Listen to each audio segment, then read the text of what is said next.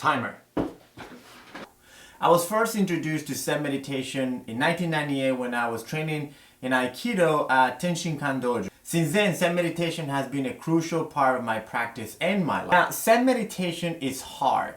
It's actually really hard. You may think that sitting still for 30 minutes or 40 minutes or even an hour is easy, but it's not. It's very challenging. Your legs are gonna go numb, your back is gonna hurt, your legs gonna hurt, and your mind is gonna go nuts because you are sitting there still with nothing to do and your mind needs something to do. So it's just gonna go and find anything to think about. It's gonna give you trouble. It's gonna think about all the things that you need to take care of. It's gonna think about all the things that are not even important. And it's going to really make you miserable for the amount of time that you need to be sitting still and not have any thoughts. This is called the monkey mind, which your mind just jumps around from thought to thought and not grasping anything. It's just completely going bananas because you're sitting still and you are not giving your mind anything to do, and hence it's just going to drive you crazy. To me, the purpose of meditation is not to achieve relaxation, but to enter a mindful state where you put everything in your ability, where you put all your abilities into the task at hand.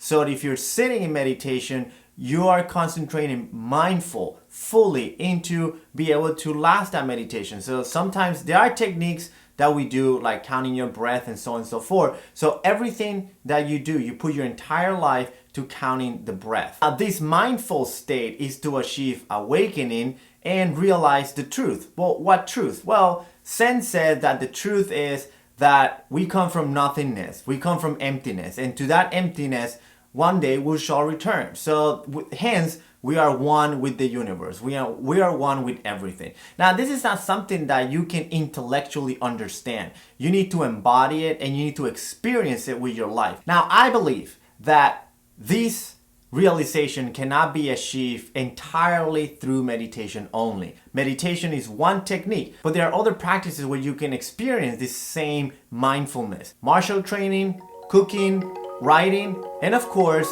Shodo.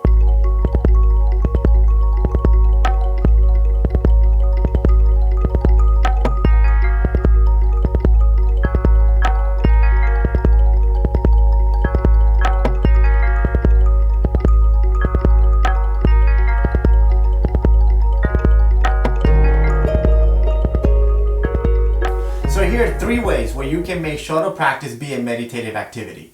Number 1, and I've said this before, is set a timer. Set a timer for your practice. If you're going to practice for 30 minutes, practice for 30 minutes. If you're going to practice for an hour, practice for an hour. For whatever it is that you are going to practice for, set a timer and stick to it. And this is so that you stay committed to the practice and you stay consistent. And I made a video about this before, so I'm going to link somewhere here.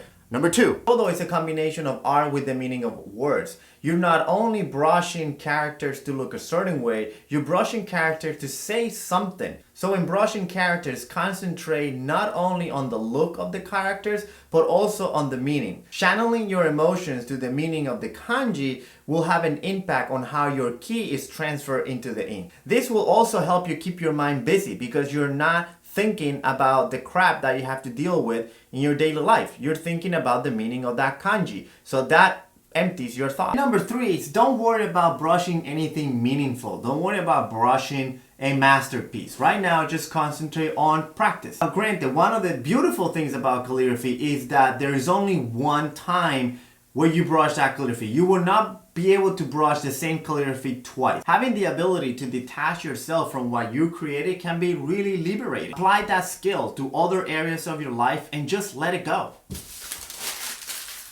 At the end of a Shodo practice session, I am not left with an empty mind. Instead, I am left with a full mind. With Shodo practice, you're actually left with something, and that is your creation. You're left with the calligraphy that you created. That was a direct representation of that meditative state that you were when you brushed it. If Zazen is the process of awakening the mind, Shodo is the expression of that awakening.